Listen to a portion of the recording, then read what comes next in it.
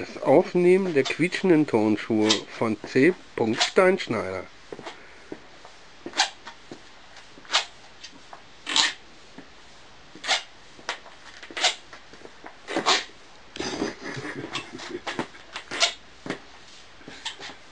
Ich schneide den besten raus. Sind tatsächlich bei der Aufnahmesession der Wohnraumhelden. Das ist kein Fake. Ah, nee, Dieses Video ist kein Fake. So. Wohnraumhelden. Wirklich evil. Die Turnschuhe sind auf jeden Fall evil. Geh, Satan!